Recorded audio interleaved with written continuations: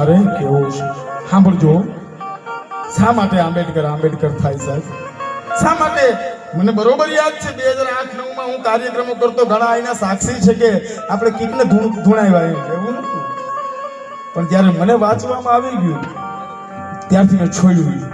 આ કેશોદ તો એનો સાક્ષી છે. આ ઘણી જગ્યાએ મેં એવા દાડાના ડાયરા હોય કર્યા હશે જેમાં મને સાંભળ્યો હશે. એટલે બહુ સમજવા જેવો પ્રસંગ છે. આ પ્રસંગ નથી, આ પ્રાણ છે. સાંભળજો, જેટલી લાગણી વસ હું કહી રહ્યો છું ને એટલી લાગણી વસ અને આ સાંભળવાના પ્રયત્ન કરજો. 6 વર્ષની દીકરી, બાપ એનો પથારી વસ છે અને માં ઘરકામ કરી અને ગુજરાન ચલાવે છે. ક્યાંક કચરા પોતા કરવા જાય, ક્યાંય ભાષણ કરવા જાય, પણ જે પૈસા આવે એમાં બીમાર પતિની સારવાર કરે અને 6 વર્ષની નાની દીકરી છે, નાની અપેક્ષા છે એ પૂરી કરે અને દુઃખના દિવસો જાય છે. સાંભળજો, એવું કહેવાય છે કે ઘોડે ચડતો બાપ મરજો પણ દરણા દરતી કોઈની માં ન મરજો. આ કવિઓએ ભલામણ કરી કે ભલે બાપ વયો જાય પણ કોઈની માં ન જાવી જોઈએ. માં વગરનું જીવતર નકામું થઈ જાય સાહેબ. બાપ છે ના, બાપ છે પણ માં છે. જોની બાપ મોઢું બંધ થઈ જાય, માં મોઢું ખુલી જાય. માં છે પણ બને છે હું પ્રકૃતિ પોતાનો ખેલ નાખવા બેઠી હશે અને એ જે પથારી વસ જે બાપ હતો ને એ તો હયાત રહ્યો, પણ જે ઘર કામ કરીને ગુજરાન ચલાવતી હતી ને એ માને ગામતરું થઈ ગયું. હવે એને જીવ ત્યજી દીધો. હવે દીકરી જાય તો જાય ક્યાં? એક તો ઘર કામ કરતી હતી માં, એ વહી ગઈ. હવે બાપ પથારી વસ છે. હવે 6 વર્ષની દીકરી જાય તો જાય ક્યાં? પણ દીકરી સમજણ છે અને દીકરીને અનુભવના ફૂલ વેલા આવી જાય. દીકરીને ખબર પડી ગયો જે છે ને એ બાપ આયા છે, માં વહી ગઈ છે મારે. હવે એ 6 વર્ષની દીકરી મળી કચરા પોતા કરવા, વાસણ કરવા. હવે 6 વર્ષની દીકરીથી કઈ કચરા પોતા થાય? પાણીની હેલ ઉપડે, ફળિયું વળાય, પણ તે છતાં કરે છે. અને જે 2 પૈસા આવે ને એમાં એના બીમાર બાપની સારવાર કરે છે અને દુઃખના દિવસો, આ સત્ય ઘટના છે, કોઈ કથા નથી કેતો. અને દુઃખના દિવસો જાય છે અને બને છે એવું કે હવે જે પથારી વસ બાપ હતો ને એને ગામતરું થઈ ગયું. હવે દીકરી જાય તો જાય ક્યાં? ન માં ન બાપ, નીચે ધરતી ઉપર આપ. હવે દીકરી જાય તો જાય ક્યાં? અને પછી એ દીકરી એના કાકાને બોલાવીને કીધું, કાકા મને મામાની ઘેર મોકલ્યા. મામાને તેડા મોકલ્યા. મામા આવ્યા, નાનકડી ભાનજડી આંગળી પકડી મામાની અને ધીમા ડગલા દીધી જાતી હતી. ડગલે વિચારતી હતી કે જાઓ ન જાઓ. અને મામાનું ઘર આવી, મામાની ઘરે રહી. મામા કઈ કામથી બહાર જાય તો આખું ઘર વાળી ચોળીને ચોખ્ખું રાખે, એ રોટલા ઘડીને રાખે. મામાને થઈ ગયું કે ભલે ભાણે ભલે. એમ કરતા 6 વર્ષની દીકરી 9 વર્ષની થઈ ગઈ તો મંડી એની લગ્નની વાતો થવા. હવે 9 વર્ષની દીકરી લગ્ન એટલે શું? એને તો એટલી ખબર, માં નથી, બાપ નથી, મામાની ઘેરે રહું છું. લગ્ન થાય એટલે દાગીના ને કપડા મળશે ને મને મારું પોતાનું ઘર મળશે. હવે જીની વેરે એનું હક પણ નક્કી થયું ને એમ તો ભણવું બીજી કોઈ વાત જ નહીં. એવા વ્યક્તિત્વ વેરે તો એનું હક પણ નક્કી થયું. મુંબઈની બજારની અંધારી ઉજવાળી રાતે મંગલ પરિણય થયા, લગ્ન થયા. હજી તો દીકરી સમજે ને સમજે. સાંભળજો, તા એના ધણીએ કીધું, સાંભળ્યું તો કે હા મારે વિદેશ જવાનું છે. અંદરથી ધ્રુજી ગયો દીકરી. ઓહો, ફરી ઘરની જવાબદારી, ફરી સંતાનોની જવાબદારી. પણ એને કીધું તમે ચિંતા ન કરતા, ઘરની ચિંતા ન કરતા, હું બેઠી છું. એવું અડીખમ પડકારો આપી અને પોતાના ધણીને વિદેશ ભણવા માટે મોકલી દીધા. હવે સાંભળજો, આ ઘટના નાની હોની ઘટનાઓ નથી સાહેબ, સાંભળવાના પ્રયત્ન કરજો. હવે વિદેશની ધરતીમાંથીનો ધણીને ચિઠ્ઠી લખે છે, પત્ર લખે છે. એ ચિઠ્ઠી ઉડતી દીકરીને હાથમાં આવી અને એમાં લખ્યું છે, સાંભળ્યું હું અહીં વિદેશમાં છું, અહીંયા મને કોઈ ઓળખતું નથી. આપણો તો પરિવાર ત્યાં છે ને, મારે થોડા પૈસાની જરૂર છે, મને પૈસા નહીં મોકલાવીશ? આખા ઘરમાંથી પૈસા ભેગા કરેલી થેલી એક હાથમાં, બીજા હાથમાં ચિઠ્ઠી અને હામી નજર કરે ને તો એની ઇન્દુ નામની દીકરી બીમાર. હવે એને નિર્ણય લેવાનો હતો કે પોતાની દીકરીને દવાખાને લઈ જાવી કે આ પૈસા ધણીને મોકલાવી દેવા. સેકન્ડના બીજા ભાગે નિર્ણય લઈ લીધો. તમામ પૈસા એના ધણીને મોકલાવી દીધા ને 2 દી થયા ને તો ઇન્દુ નામની દીકરીને દેહ ત્યાગ કરી દીધો. સમાજ માટે પોતાની પેટ જડી દીકરી ઇન્દુનું બલિદાન આપી દે એ જનેતાનું નામ એટલે માં રમા. અને વિદેશની ધરતીમાં 24 કલાક ભૂખા રહીને ભણતા વિદ્યાર્થીનું નામ એટલે ડોક્ટર બાબા સાહેબ આંબેડકર. આ કોઈ કથા નથી, આ કોઈ વાર્તા નથી. આ એક પેઢી વે જે તમારા અને મારા માટે સંઘર્ષ બેઠો છે એની શૌર્ય ગાથા છે દલિતો, શૌર્ય ગાથા. હવે પત્ર લખવાનો વારો માર રમાનો હતો. હવે માર રમા પત્ર લખે છે. સાહેબ માફ કરજો પણ મારે તમને જાણ કરવી પડે. આપણી ઇન્દુ નામની દીકરી હવે યાદ નથી રહી. આપ ક્યારે આવશો? રમેશને પણ તાવ આવે છે, હું દવા કરું છું. આપ ક્યારે આવશો? વિદેશની ધરતીમાંથી એક બાપ એને જવાબ લખીને મોકલે છે. વિદેશની ધરતીમાં પોતાના ઓરડાની અંદર બોર જેવડા હાથમાં આહુડા હોય છે. સાહેબ ભલે ને કઈનો વડાપ્રધાન હોય, કલેક્ટર હોય, બાપ તો હોય ને. બાપ હોય કે ના હોય? વેદના તો હોય ને, લાગણી તો હોય ને, પ્રેમ તો હોય ને. ચિઠ્ઠી લખે છે બાબા સાહેબ, રામુ મને ખબર છે કે મારા શબ્દ તને અઘરા પડશે,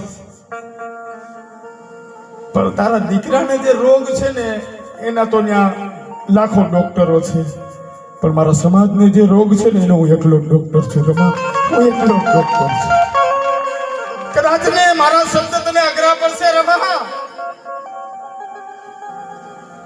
તો તારા એક દીકરા માટે હું કરોડો દીકરાને ન મારી શકું. હવે જવાબ સાંભળો મારી માં રમાનો, મારી માં રમાનો જવાબ સાંભળો. માં રમા કહે છે સાહેબ અડીખમ પડકારો ધણિયાણી જો સાહેબ, ધણિયાણી. ઘડીક પેલા ગઢવી અહીંયા સંસ્કારની વાત કરતા અમારા લોહીમાં છે સાહેબ. તમે જો એ માનો પડકારો જો. હામું કહે છે સાહેબ દેશી ઓહળિયા કરીશ, હળદર વાળું દૂધ પીવડાવીશ, મીઠાના પોતા મૂકીશ, મારો દાગીના વેચી નાખીશ, પણ હું રમેશને દવાખાને લઈ જઈશ અને તે છતાં રમેશ હયાત ન રહ્યો તો મારી ધોરી હાડીના 2 ટુકડા કરીશ. એક હું ઓઢીશ અને એકને ઓઢાડીને શમશાને વળાવી દઈશ. અહીંયા હું હાચવી લે ને તમે હાચવી લેજો. આ પડકારાના રોટલા ખાઈએ છીએ આપણે. આ પડકારો માં રમાએ ન કર્યો હોત તો. હવે પત્ર આવે છે, વાત કરતા વાર લાગે, મારે ટૂંકાણમાં વાત કરવી છે. વિદેશમાંથી પત્ર આવે છે. આમ તો બાબા સાહેબ નથી આગળ ઘણું ભણવું હતું, પણ જે નેક નામદાર સર સયાજીરાવ ગાયકવાડે આપેલી શિષ્યવૃત્તિની અવધિ પૂરી થઈ અને બાબા સાહેબને પરત ભારત આવવાનું થયું. બાબા સાહેબ પત્ર લખીને રમામાને જાણ કરે છે, રામુ હું આવું છું. એટલા શબ્દો તો હરખની હેલી છૂટી ગઈ. આમ એક પત્નીની અપેક્ષા શું હોય? પોતાનું ઘર હોય, કોઈ 5 માણ આવે તો હચવાય, પેરે ઓઢે, ખાધે પીધે બધા સુખી રહે. એટલી જ અપેક્ષા એમાં રમાને હતી. એને કોઈ બીજી અપેક્ષા નહોતી કે મને કોઈ વિદેશમાં ફરવા લઈ જાય તણી.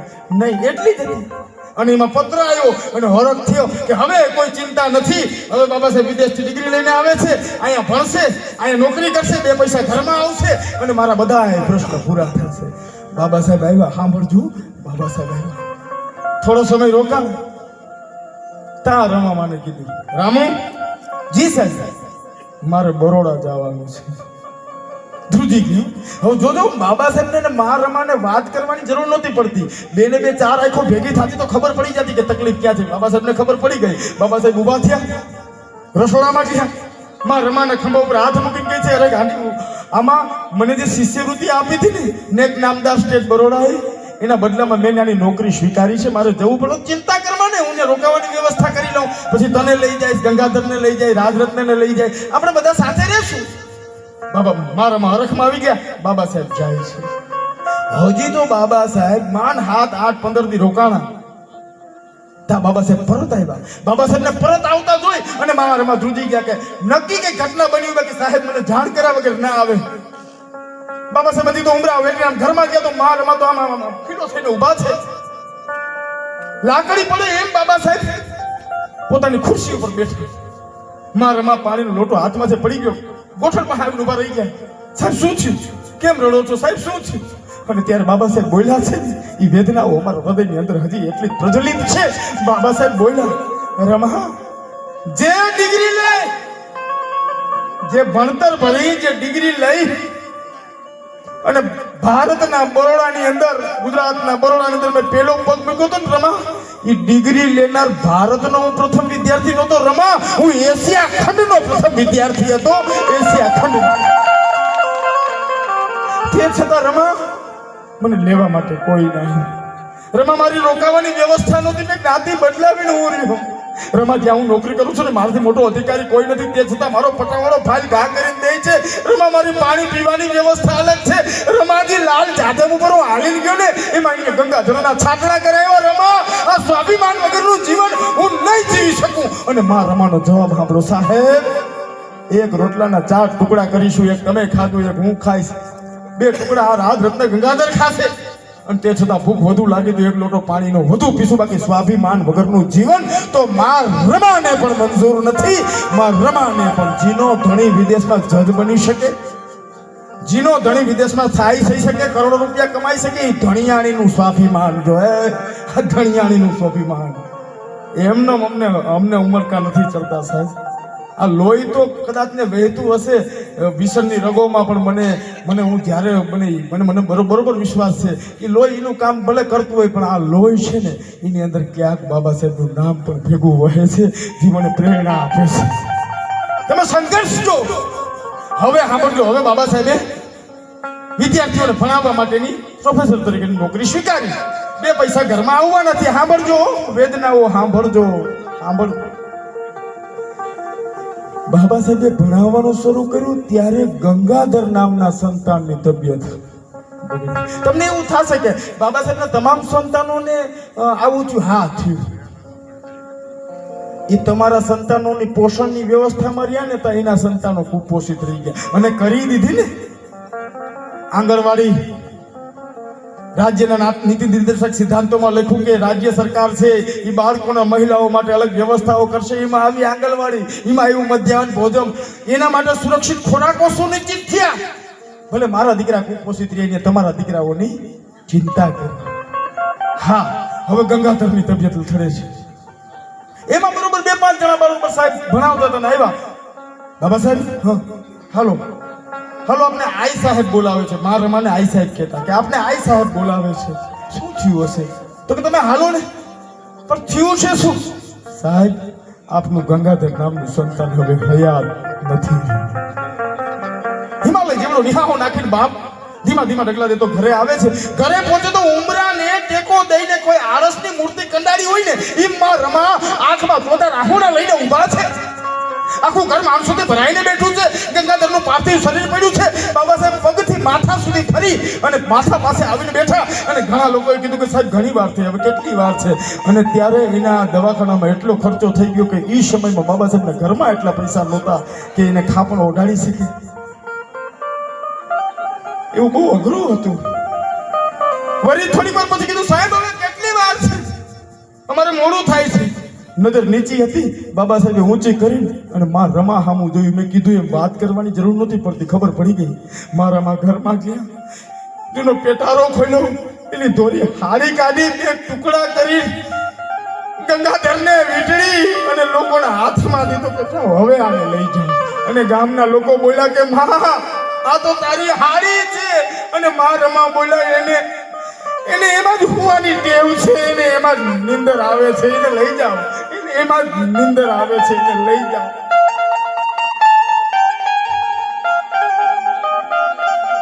ઘટના એક એવી ઘટનાઓ છે હૃદયની હાર પાર ઉતરી જાય સાહેબ. એમને હું ગાંડો નથી થયો, એમને ગાંડો નથી.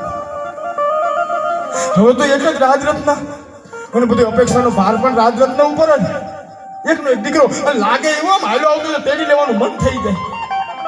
બાબા સાહેબ અડધી રાત આવે તો રાજરત્નનો ખોળામાં બેહાડીને કહે કે જોજે આને તો મારે વધુ ભણાવો. આવી વાતો કરે એટલે માર રમા કે તમે તો હુતા નથી, મારા દીકરાને તો હુવા દી. હવે બાબા સાહેબ કોર્ટમાં વકીલાત કરે છે. હું બહુ ટૂંકાણમાં કહું છું, વચમાં ઘણા પ્રસંગો છે પણ હું ટૂંકાણમાં કહું છું.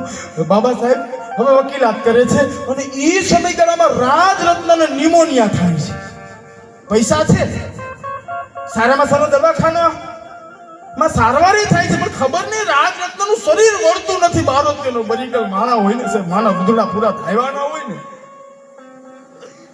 એટલે બરોબર સારી સારવાર થાય, પણ ખબર નહીં અને એમાં બાબા સાહેબના બે જીવો, એક કોટમાં ને એક રાજરત્નમાં. રાજરત્નને કઈ ન થાય, રાજરત્નને કઈ ન થાય.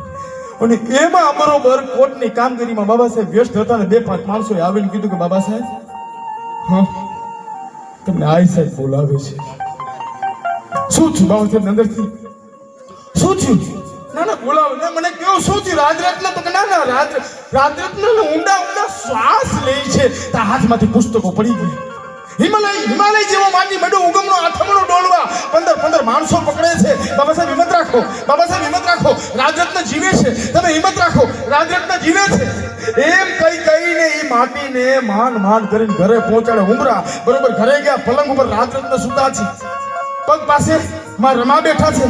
બાબા સાહેબ આમાં ઉભા રહ્યા, જાણે કે દીકરો એના બાપની વાટ જ જોતો હોય. બેને 4 આંખો ભેગી થઈ અને રાજરત્નના ખોડિયામાંથી પ્રાણ પંખીડું ઉડી ગયું.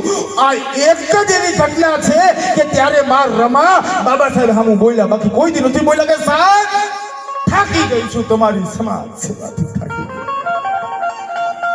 મેં મારા બાપને મળતા જોયો સાહેબ, મારી માને મળતા જોઈ, મારી ઇન્દુ, મારો ગંગાધર, મારો રમેશ. તમે એમ કહેતા કે રાજરત્નને તમે મોટો મોટો તમારા કરતા વધુ બનાવશો, શાસક બનાવશો. સાહેબ આ રાજરત્ન જ નથી, હવે તમે કેને શાસક બનાવશો? અને ત્યારે બાબા સાહેબ સાંભળજો, કેટલો મરમી માણા આવી છે. એક હાથ રાજરત્નના માથા ઉપર મૂકે છે અને બીજો હાથ, સાંભળજો બધા, સાંભળવાના પ્રયત્ન કરજો આદિ બાપા. એક હાથ રાજરત્નના માથા ઉપર અને બીજો હાથ માં રમાના માથા ઉપર મૂકીને સાહેબ બોલ્યા છે, રમા છાની રહી જા, રમા છાની રહી જા, રમા છાની રહી જા. આજ હું પ્રતિજ્ઞા લઉં છું કે ભારત દેશની અંદર હવે હું એવી વ્યવસ્થા બેઠી કરીશ કે હવે પછી આ સમાજની તમામ રમાના કુખે જન્મનારા તમામ રાજરત્નો ભારત દેશના શાસક બનશે, ભારત દેશના શાસક બનશે. જેનો પ્રિય પુત્ર રાજરત્ન વયો ગયો હોય, જેની પત્ની મેણા મારતી હોય, અને તોય તમારા દીકરાને શાસક બનાવવાની જે પ્રતિજ્ઞા લઈને એને જ આંબેડકર કહી શકાય, એને જ આંબેડકર. શું જય ભીમ જય, તમને ખબર છે આ જય ભીમ નાદ છે એ જીભેથી નહીં, અમારી નાભીએથી ઉઠે છે, અમારી નાભીએથી ઉઠે છે. સાંભળજો, હવે તો સંતાનો રહ્યા નથી, બાબા સાહેબે કામમાં પડી ગયા, હવે તો સમાજના કામમાં માં રમાની પાસે તો જતાય નથી. સમાચાર આવે બાબા સાહેબને ડાયાબિટીસ વધી ગયું, બાબા સાહેબને ટાઇફોઇડ તાવ આવે છે, બાબા સાહેબ નથી આવતા. વાત કરતા વાર લાગે, મારે ટૂંકાણમાં વાતો કરવી છે. એક પ્રસંગ મારે માં રમાનો જરૂર ટાંકવો છે. બાબા સાહેબ જ્યારે 1932ની ગોળમેજી પરિષદમાં જ્યારે કોમ્યુનલ એવોર્ડ જીતીને આવ્યા ને, ત્યારે આખા ભારતના તમામ પીડિત, શોષિત, વંચિતો નીકળી ગયા હતા. જિંદાબાદ જિંદાબાદ ના નારા લાગતા હતા. હવે જ્યારે ધણીનું સન્માન થતું હોય તો ધણિયાણીને જોવું તો ગમે ને, અને માં રમા જોવા માટે જવાની જીદ કરે, પણ જાય કઈ રીતે? એક જ હાડી હતી, 3 જગ્યાએથી તૂટી ગઈ. ને તો મોટા મોટા માણસો આવે, ક્યાંક સાહેબને નીચું જોયા જેવું થશે તો એવું વિચારે, પણ જાવું છે કેમ જાવ, જાવું છે કેમ? યાદ આવી ગયું કે નેક નામદાર સ્ટેટ સાહુજી મહારાજે બાબા સાહેબને ઓઢામણીમાં પાઘડી આપી હતી, એ પાઘડી યાદ આવી ગઈ. ઘરમાં ગયા, તિજોરી ખોલી, જૂની પાઘડી કાઢી, એ પાઘડી આમ નહીં આમ ખોલી, પાઘડી હાડીની જેમ ઓઢી અને માં રમા બાબા સાહેબને જોવા માટે જાય છે. આજે આ સમાજની બેન દીકરી કોઈ 10,000ની હાડી ઓઢે, કોઈ 20,000ની હાડી ઓઢે, તો આ પાઘડીના પ્રતાપે ઓઢે, આ પાઘડીના પ્રતાપે ઓઢે. હવે તો બાબા સાહેબ પણ આવતા નથી, માં રમાની તબિયત પણ એટલી નાદુરસ્ત રહી છે. એમાં કામકાજમાં કોઈ યાદ કરાવી દીધું, સાહેબ એક વખત આઈ સાહેબને મળી આવો, અને અંદરથી વેદના જાગી. આમ તો સમાચાર તો મળતા જ ને માં રમાના સમાચારના, અને એમાં બરોબર અંદરથી વિયોગ જાગ્યો અને વિયોગની વેદના જાગી, અને બાબા સાહેબે ગાંડી દોટ મૂકી માં રમાને જોવા માટે. બાબા સાહેબ ઘરે પહોંચ્યા, હજી તો ઉંમરે પહોંચ્યા તો ખોડિયા મેદાન ખીલા, જાણે જે પગમાં ખીલા ધરવાઈ ગયા હોય એ તો અંધારું, અને અંધારાથી પણ ભયંકર માં રમાની કાયા. હવે એક તો અંધારું જ બીવડાવતું હોય તો એની કાયા કેવી હશે માં રમાની? ધ્રુજી ગયા, સાહેબ ધ્રુજી ગયા. રમા મારો જ વાક છે, રમા મારો જ ભાગ છે. તૂટક તૂટક શબ્દ દેતા દેતા પલંગની પાસે માં રમા પાસે આવ્યા. માં રમાનો હાથ હાથમાં લીધો. માં રમાનું ઊભું થવું શરીર સાથ નથી દેતું. બાબા સાહેબને કેટલા સમયથી તો જોયા નથી, જોવા છે પણ આંખની કીકી સાથ નથી દેતી, સાંભળવા છે કાન સાથ નથી દેતા, આલિંગન કરવું છે શરીર સાથ નથી દેતું. હાથમાં હાથ છે રમા પણ સામેથી જવાબ નથી મળતો. બાબા સાહેબને હાથમાં ચોદા રાહુડા છે. રમા રમા ઊભી થઈ જા, હું હવે ક્યાંય નહીં જાઉં. રમા તું ઊભી થઈ જા, રમા તું ઊભી થઈ જા. અને આયા માં રમા હમેથી જવાબ મળતો નથી. જેટલી તાકાત હતી હથેળીમાં ભેગી કરીને બાબા સાહેબે મા રમાની હથેળી દબાઈ. રમા અને મા રમાએ છેલ્લો શ્વાસ ભરી અને શબ્દ બોલ્યા, સાહેબ આવી ગયા તમે. ઘણું મોડું કરી દીધું સાહેબ, ઘણું મોડું. ના રમા હું નહીં જવા દઉં સાહેબ, હું જાઉં છું.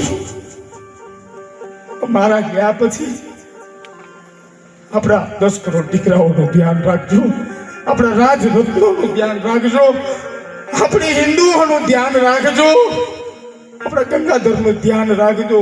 એટલું બોલી માં રમાએ એની જિંદગીનો છેલ્લો શ્વાસ લીધો.